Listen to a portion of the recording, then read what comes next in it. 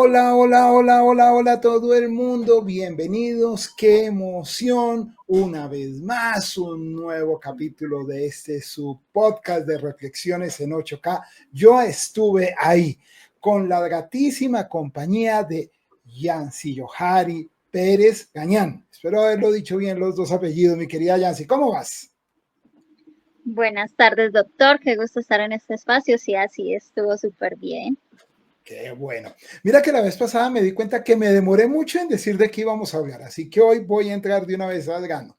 Vamos a hablar de un cómic muy popular, muy famoso en la década de los 40, en los 50, en los 60, en los 80 y poquito 90 y se acabó, ¿sí? Pero dejó una gratísima huella en quienes lo conocimos. Nada menos y nada más que Memín Pinguín.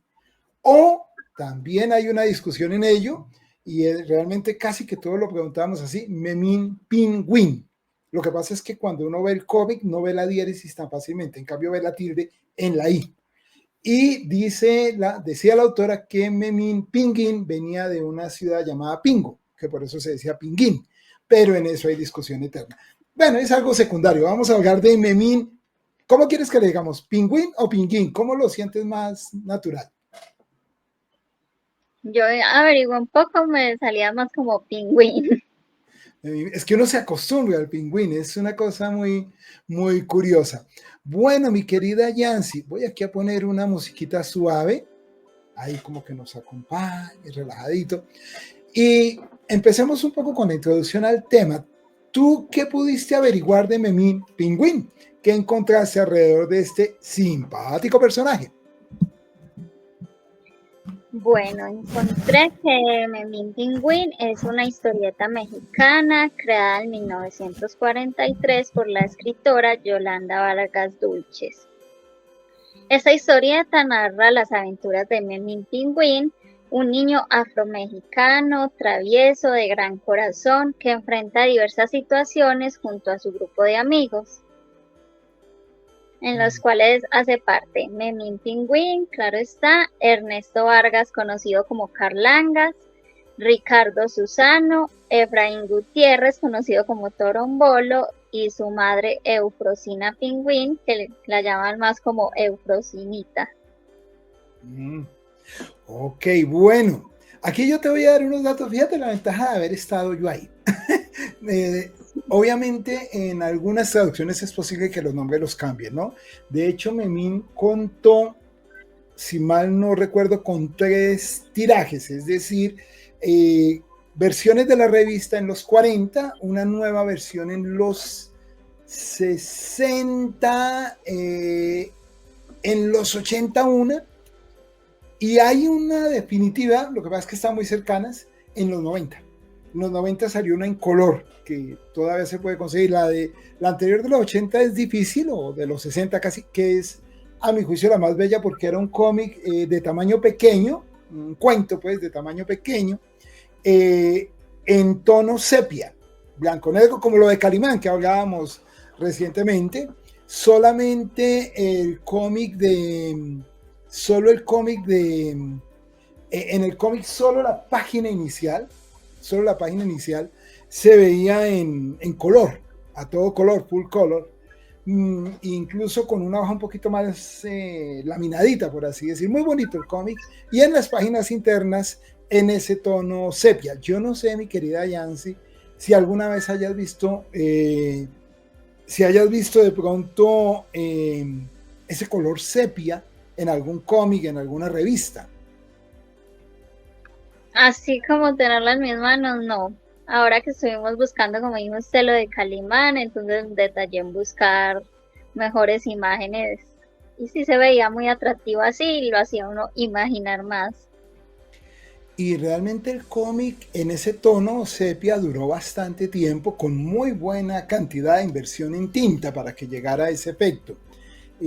Los cómics casi todos atravesaron una crisis económica y el tono sepia fue cediendo en algunos números por tonos casi blanco-negro sin fondo, ¿sí? Es decir, como si fuera acá el blanco, sin un tono entre blanco y gris, sino blanco-blanco, o negro negro, o sea, como estilizado, que obviamente lo hacía ver un poco de menos calidad. Pero bueno, recordamos un cómic bastante bonito. Ahora bien, quiero decirte los nombres, a ver si de solo memoria me acuerdo. Memín Pinguín o Pingüín, Carlos Arosamena o Carlangas, Ernesto, ese sí el apellido, no me acuerdo de Ernestillo, el apellido. ¿Cuál era el apellido que le ponen ahí? Vargas. Ernesto Vargas.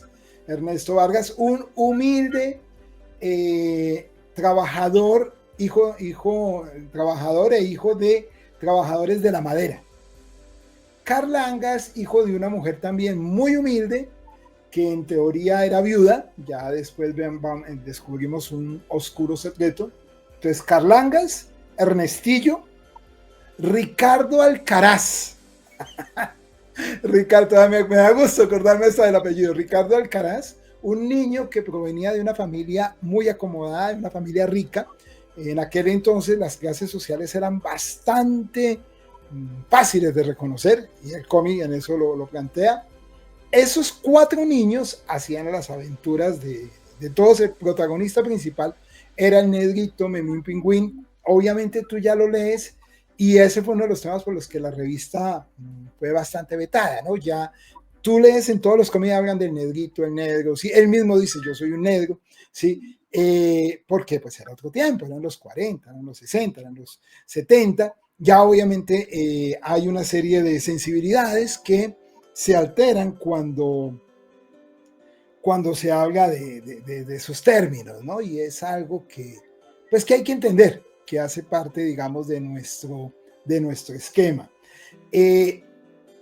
Memín tenía a su mamá, que era Eufrosina, una lavandera, ¿sí? Lavaba la ropa de la gente, una negra grandota, corpulenta, que obviamente haría estereotipos que ya hoy la gente cuestionaría.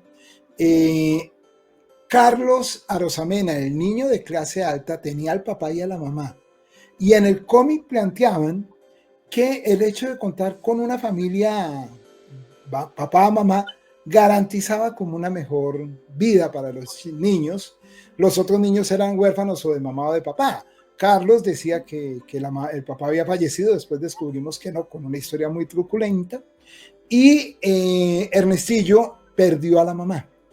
El papá de Ernestillo se dedicó a la bebida, y era muy triste de la manera como el papá bebía, y en algún capítulo Ernestillo, porque el papá decía que cuando tomaba veía a la mamá, y Ernestillo, que era un niño muy pequeño, algún día se emborracha también, pensando que de esa manera va a ver a la mamá. Como ves, el cómic tocaba temas bastante adultos, bastante fuertes, pero era como algo normal, por así decir, en los 60, en los 70. Te lo digo porque yo accedí a ese cómic siendo muy niño, ¿sí? Yo tendría casi la edad de esos niños, y yo leía eso y decía, ¡ay, caramba!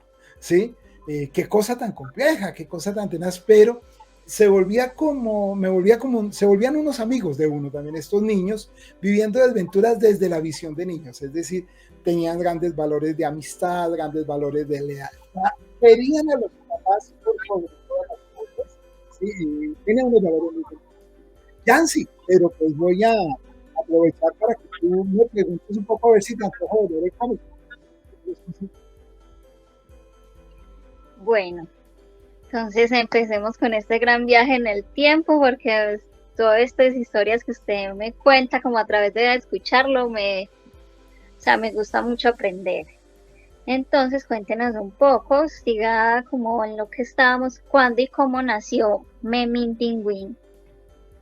Bueno, Memín Pingüín nace de las manos talentosas de Yolanda Vargas Dulce, una escritora mexicana de ascendencia, ella decía que era de ascendencia mestiza, y por eso la identidad tan fuerte también con el relato de Memín Pingüín. Ella es autora de muchas novelas. En aquel entonces se estilaban dos cosas muy fuertes: la radionovela y la novela cómic novela. Hacen cuenta que Memín Pingüín, Lágrimas y Risas, y bueno, una enorme cantidad, El Derecho de Nacer, una enorme cantidad de cómic fueron el preludio de lo que hoy vemos en series como La Rosa de Guadalupe, ¿sí? Pero debo señalar que con unos textos argumentales y narrativos muy profundos, vuelvo a señalar algo que tenían en común estos cómics, y es que continuaban, es decir, la historia de Memín Pingüín nunca era conclusiva, siempre nos dejaba al final pendientes de algo, ¿sí? Que algo iba a suceder, que algo iba a pasar, por más que, digamos, concluyera un episodio, siempre las dos últimas páginas, tres últimas páginas de cada cómic nos metían en una nueva historia. Entonces, Yolanda Vargas Dulce hace este cómic con la idea de expresar también su sentir. En el cómic hay una clara narración rebelde, ¿sí? Una clara narración de escúchenos, queremos hacia la clase media baja, queremos que nos escuchen las historias, porque habían unas cosas conmovedoras, como por ejemplo pensar que por ser pobres no se tenía derecho a ciertas cosas de salud básica, ¿sí? Pero a la vez que la pobreza no es sinónimo de maldad, no es sinónimo, sino al contrario, es sinónimo de grandes valores. Ricardo, el niño de clase alta, descubre eso y prefiere a sus amigos por encima de estar en los colegios más elegantes. Y es algo que denota. Incluso los niños muestran algo que me gustaba mucho, y es que, de acuerdo al planteamiento de ellos, la escuela de ellos podía ser todo lo humilde y limitada que quisieran, pero era mejor que los colegios de clase alta que hacían que los niños pasaran porque eran hijos de padres acaudalados. Hay una crítica social interesante, pero era un cómic fascinante. Bueno, yo iba a preguntar la siguiente, era como de qué se trataba la historia para los que no habíamos leído a Memín Pingüín, pero ya usted nos contó bastante, además de que continuaba, era como en capítulos muy interesantes. Entonces, este personaje que ha demostrado que fue como todo un bombazo para la generación. Y algo que me causa como interés es que primero fue dibujado como por un señor Alberto Cabrera y luego vino alguien que lo definió visualmente. ¿Quién fue y cómo era el aspecto del niño? Bueno, sí hay, es que no me acuerdo si era Vicente Fox, alguien de apellido Fox, pero es que de pronto Vicente Fox es un presidente, entonces me confundo un poco. Mi memoria para los nombres tampoco es tan alta, pero lo que sí debo decir es que Memín en efecto experimenta diferentes tonos. A mí el dibujado, el diseño del cómic en blanco y negro me gusta más que el de color, ¿sí? Porque aunque parecieran ser los mismos dibujos, no lo son. Y se siente, ¿sí? Se siente algo como que no acaba de cuadrar un poco, sobre todo en quienes leímos el original. Lo de la historia, no he dicho a ver, de Memín alcanzaron a salir en la edición en blanco y negro casi 270 números, no recuerdo muy bien, y en la edición en color salieron 442 números, si mal no estoy, ¿sí? Es decir, historia hay la que quieras, con la cantidad de aventuras y travesías, unas travesías, incluso algunas muy adultas, muy duras. Hay una cosa que quisiera ahí como reseñar, y es que lo que vivían los niños en aquel entonces, Yancy, tú tienes hijos, ¿cierto? No, señor. Tú no tienes hijos. Bueno, yo que tengo una hija y un hijo, las historias que viven los niños en aquel entonces diferencian mucho de las historias de ahora. ¿Sí? Es decir, uno con los niños, primero tiene mucha prevención, ¿no? Entonces trata de que no estén muy solos. En este caso, los niños tienen unas odiseas que son fantásticas porque van formando su personalidad. No quiere decir que los padres fueran abandónicos, solo que era un medio diferente donde pues había un poco más de libertad. Quiero decir con esto que terminaban la escuela, iban y jugaban. Hoy ya es un poco más difícil hacer ese tipo de programas, ¿no? Por seguridad y por lo menos en algunos contextos. En fin, una historia muy rica en detalles, mi querida Yancy. Bueno, hay algo que a mí personalmente me llama mucho la atención, es que Memín Pingüín pues se siente muy mexicano, es de allá, pero a la vez tiene como una esencia universal. ¿A qué crees que se debe esto? Uy, es una pregunta muy interesante porque con Memín uno aprendía elementos de historia mexicana, debo decirlo. A mí me terminó aprendiendo muchas cosas. Y de hecho, por eso nuestra generación tiene mucho de mexicana, debo decirlo. pero también Memín fue un personaje del mundo y eso lo revela en sus historias. Memín llega a ir a Estados Unidos, por ejemplo, ¿sí? Y llega a conocer otros estados en México, otras ciudades, llega a recorrer. Entonces eso le plantea unos retos, unos desafíos, porque un niño tan humilde y lograr este tipo de cosas era realmente sorprendente. Incluso se encuentra con personas extranjeras y en esa época no era tan común, eso era muy innovador para el momento. Quiero decir algo, para que veas el contexto en el que hablaba. Memín, por ejemplo, hace una denuncia muy fuerte ante el racismo en Estados Unidos, pero lo maneja de una manera muy sutil pero directa. A ver cómo lo planteo. Memín está en Estados Unidos, va con todos sus amigos a un torneo de fútbol y van a un restaurante y Memín, descubren los amigos, primero que Memín, que era muy ingenuo en ello, que a él no le querían servir, ¿sí? Por su condición de piel. Entonces, los amigos se alteran, hacen destrozos en el lugar, la policía los mete presos, antes terminan ellos pagando una cantidad de consecuencias, pero era una manera de decir, a pesar de que Yolanda Vargas Dulce respeta el Estado, porque decía, no, pues qué pena, la ley es acá y la norma así lo plantea. Ojo, estamos hablando de los 70, ¿cuáles 70? 60, ¿sí?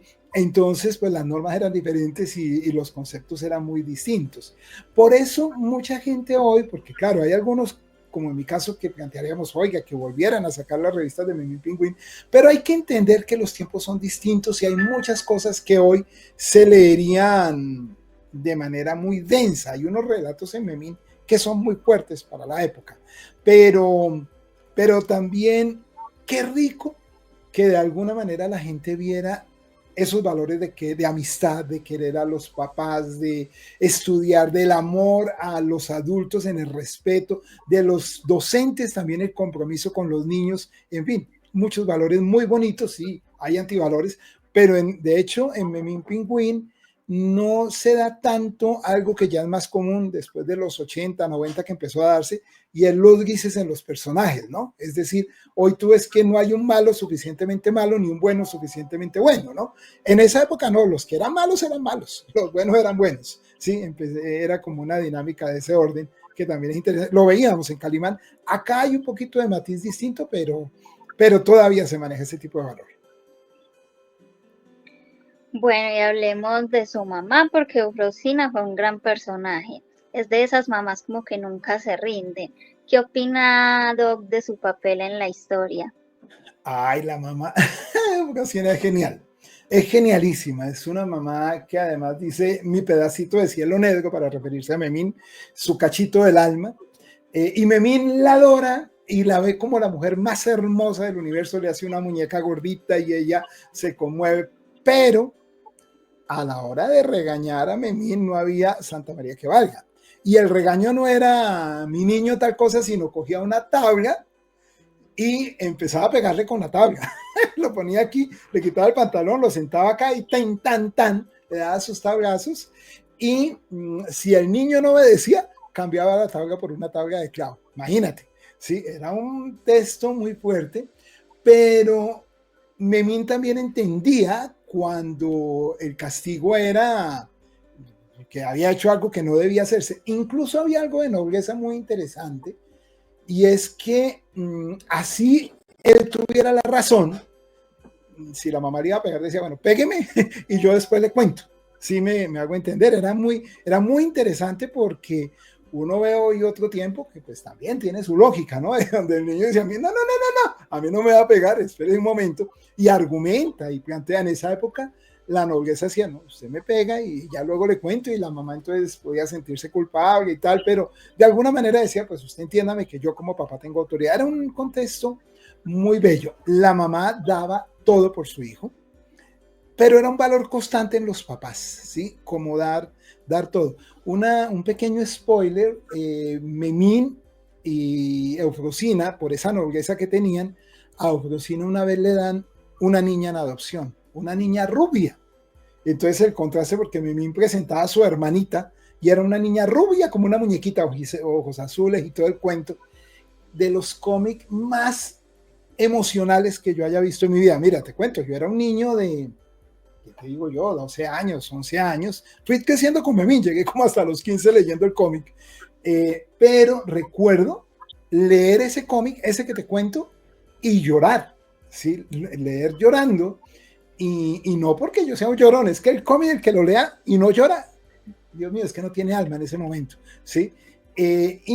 Lo menciono porque era absolutamente emocionante lo que estaba pasando ahí. No lo voy a contar para que la gente se antoje. Quiero decirles que incluso yo le he compartido algunos de esos cómics a mi hijo, que tiene como la edad que yo tenía cuando lo estaba leyendo, y me ha parecido muy interesante. No lo va a pegar a todos, ¿no? Pero algo hace por leer, y él mismo me cuenta también que hay momentos donde se conmueve mucho, ¿sí? No ha llorado aún, pero dice, no, yo estuve a punto de llorar. Es un contexto como bonito el que pasa alrededor de ello. Me encanta. Bueno, y sus amigos también son claves. Cada uno tiene como una personalidad diferente, pero juntos forman un gran equipo. ¿Cuál es su favorito? Uy, bueno, para mí el favorito es Memín, ¿sí? El Memín es el favorito, pero pues ya que me hablas de los amigos, mira, Carlangas es muy impulsivo, ¿sí? Es un niño, también adora a su mamá, y por su mamá, literalmente, él se sacrifica por la mamá, pero es impulsivo. Entonces él pregunta primero, perdón, pelea primero, pega primero y pregunta después. Es un niño así, además es pecosito y es así como altanero. Es muy interesante el diseño de Carlos. Ernestillo es el más inteligente del grupo, es un niño muy inteligente, y por la limitación económica muchas veces se ve en muchísimos líos, en muchísimas dificultades, pero por lo mismo me parece interesantísimo la manera como reflejan la historia de él. Es el que más me gusta a mí, Ernestillo, de los otros tres, porque es un niño con mucha limitación y sin embargo es un muchacho que sale adelante. Ricardo Alcaraz, sí, pues es un niño rico, pero también es muy noble, ¿sí?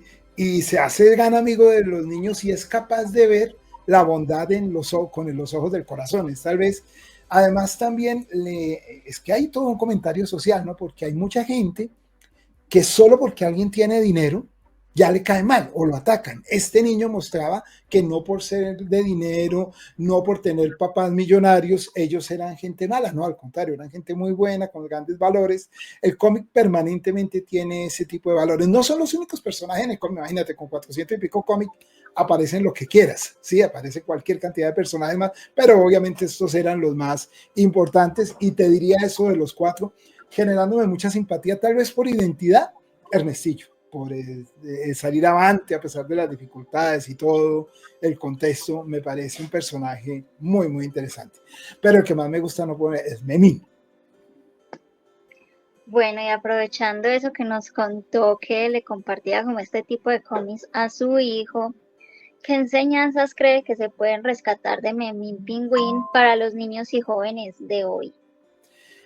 Bueno, lo primero que yo recomendaría es que lo leyéramos con ellos, ¿no? O sea, no tanto venga, lo estoy leyendo, sino estoy al lado suyo, tiene alguna duda, tiene alguna inquietud, aquí estoy para que lo lean.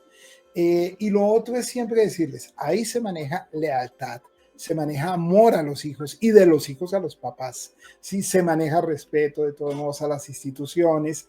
Claro, también decirles qué cosas han cambiado, ¿sí? Porque es un cómic donde tú no vas a ver internet, el televisor incluso, es un televisor, de hecho televisor, ¿quiénes tenían?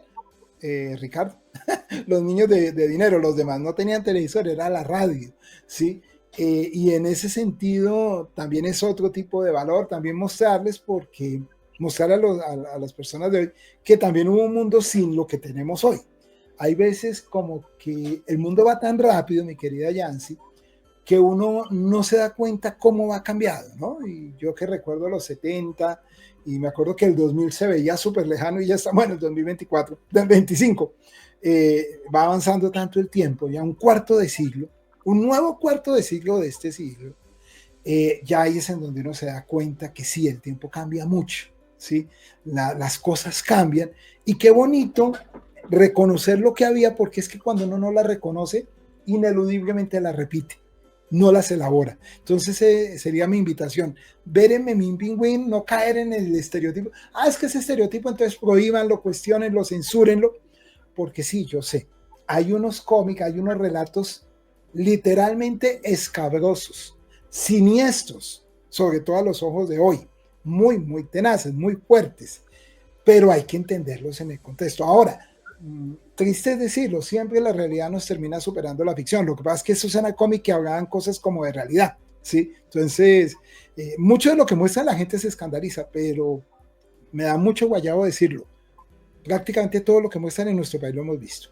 Así que para nosotros como que sería, uy, qué tenaz que eso se vea, pero que un niño diga, ay, ¿cómo mi hijo va a leer esto? No, en Colombia pasa cosas peores, qué tristeza. Y en el mundo, ¿no? Tampoco voy a decir que aquí nomás y en el resto del mundo viven bien, no, no, no. Eso sería lo que te diría. Sí, ya hablando, como usted tocando este tema, que es un poco delicado, Memín Pingüín es un personaje muy querido, pero también ha sido como bastante criticado. ¿Por qué crees que ha generado tanta polémica? Bueno, porque de alguna manera quienes lo cuestionan no quieren que esos estereotipos se mantengan, ¿no? Digamos, el rechazo, la discriminación, no quieren que eso se vaya a perpetuar. Y ciertas prácticas que tenían, por ejemplo, los papás del castigo físico a los niños, y en efecto algunas historias un poco rocambolescas, digamos, la mamá mejor, el papá de Carlos no es que esté muerto, el papá la abandonó a la mamá y la mamá se dedicó a una vida nocturna, así más o menos lo dicen en el cómic no lo dice directo, ¿sí? Para sostener a su hijo, y eso genera todo un drama, y pues imagínate uno de niño leer eso, uno como que, oh, ¿qué es esto que está pasando acá? A Carlos termina en la cárcel en un momento dado, sale avante, pero pues es muy fuerte. Y hay una historia mucho más adelante, absolutamente siniestra, muy difícil de contar acá, en donde Memín termina cargando una maleta. Y lo que hay en el interior de esa maleta es bastante fuerte, bastante fuerte, bastante fuerte, muy difícil.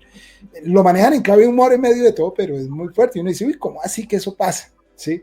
Y es dramático a más no poder, si bien al final vuelven y ganan los buenos. Pero pasa algo muy tenaz, que no voy a contar porque nos censuran acá el canal, pero bueno, igual si alguien quiere saber un poquito más, pues de pronto por interno algunas cosas daremos algunos detalles de más de eso, porque es un momento muy siniestro, siniestro.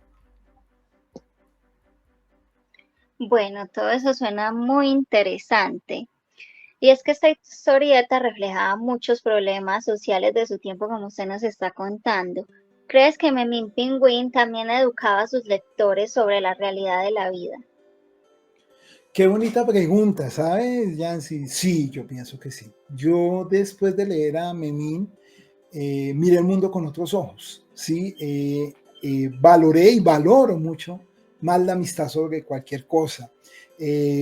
Valoro al amor fraterno por encima de cualquier elemento. Mira, yo digo algo con mucho respeto, pero lo digo, digamos que se tiende a traducir mucho en inglés, I love, digamos, I love banana, I love cualquier cosa, ¿sí? I love Bogotá, I love, entonces la gente dice, ay, yo amo tal cosa, ¿sí? Y bueno, respeto, porque además me gusta que digan que aman, no que odien.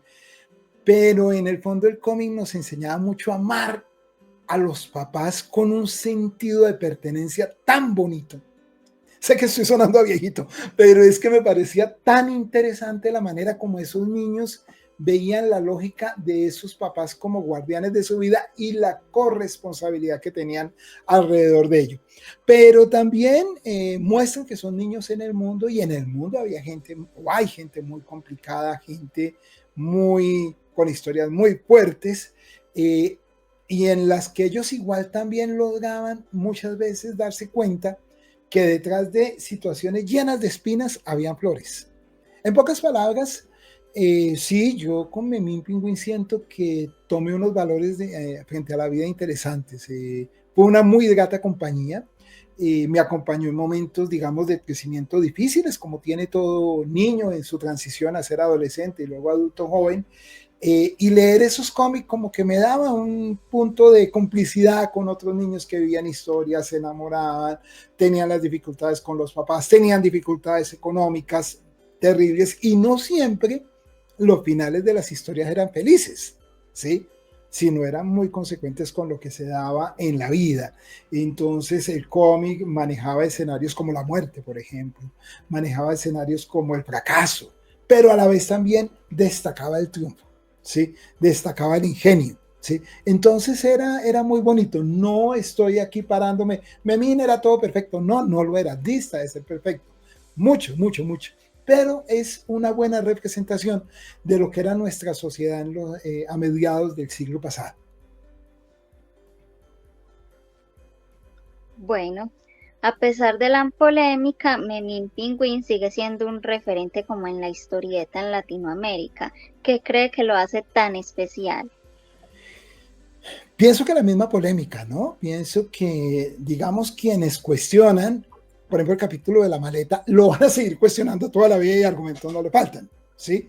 Pero quienes de pronto ponderamos los capítulos de resiliencia de Carlos, los capítulos de relación entre el papá y el hijo, entre el papá y Ernestillo, quienes vemos la manera como la mamá de Ricardo, que era una mujer emperifollada y empieza a ver la bondad en los corazones de los hijos y la relación con las mamás, pues también vamos a sustentar ello. Pienso que en últimas es un cómic que nos muestra que el mundo es de todos, el mundo no es para unos ni para otros, el mundo es de todos y en eso trae un mensaje muy bonito.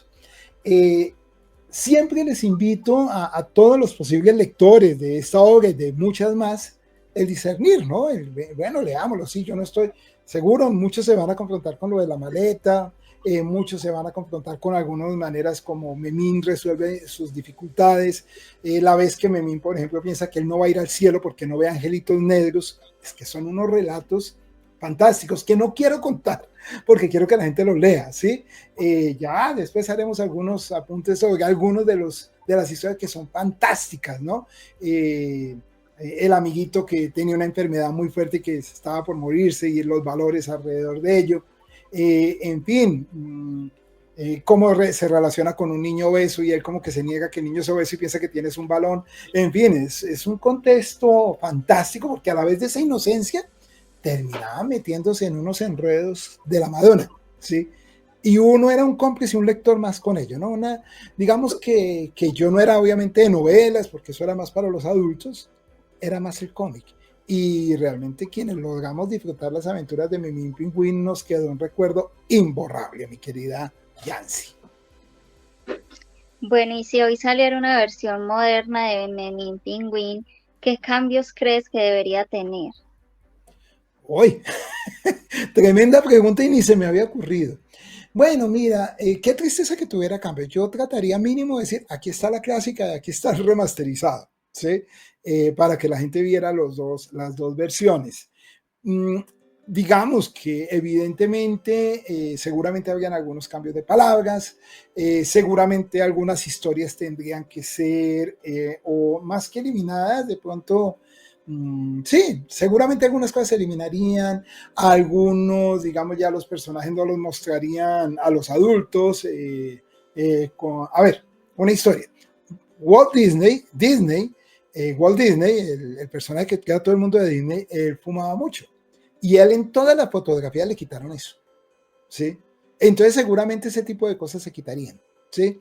Y algunos elementos de ese orden. De hecho, cuando tú ves el cómic de los 80, el de A Todo Color, cambian palabras. Entonces sí se puede, ¿sí? Lo que pasa es que ahorita se cambiarían muchas más, pero seguramente haría. Igual invitaría a la gente a que puedan también ver los elementos que habían antes, que es un poco lo que a ratos pienso que adolecen un poco, ¿no? Cuando uno ve películas remasterizadas y les quitan un montón de escenas y uno dice, hombre, pero por lo menos digan que había, para que la gente tampoco se imagine lo que no es.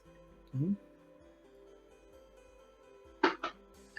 Bueno, y si pudiéramos aplicar las enseñanzas de Memín Pingüín en la educación actual, ¿cómo crees que podría ayudar en la formación de valores de los niños? Opa, mira que yo pensaría que casi todo habría que ser replanteado, porque la escuela tradicional y la escuela antigua pues ya ha ido modificándose. Pero hay una cosa que sí dependería muchísimo, y es el respeto de esos profesores para sus alumnos, para sus estudiantes, el sentirlos como esa responsabilidad para ellos como padres formadores y digamos todo lo que eso implicaba. Estos niños querían muchísimo a su profesor, ¿sí? Porque era una educación de un único profesor, ¿no? Lo querían, pero era un cariño que se lo ganó el profesor a pulso, porque a la hora de defenderlo los defendía, ¿sí? Y tenía claro que los niños, digamos, él hablaba con los papás, pero con autoridad, ¿sí? Una figura de profesor que ya se ha perdido un poco, ¿sí? Se entiende porque los tiempos han cambiado, pero sí invitaría mucho que tanto profesores como el entorno paterno entráramos en esa dinámica de entender que ambos tenemos en común que lo más importante son los hijos, ¿sí? Y que queremos lo mejor. Pero obviamente para el profesor no es solamente un hijo, ¿no? Sino son todos sus estudiantes, o la profesora son todos sus estudiantes. Creo que es un cómic para leer con detenimiento, para revisarlo y para disfrutarlo en toda su dimensión. Sí, es bastante interesante. Yo tengo como una duda que me surge, todo lo de la polémica. Porque desde el principio fue polémico o al principio no era negativo y con el tiempo la perspectiva de las personas fue cambiando, como que fue un problema de contexto histórico o siempre fue así. Oye, muy genial lo que dices. Yo la verdad no recuerdo esas polémicas con Memín, no las recuerdo.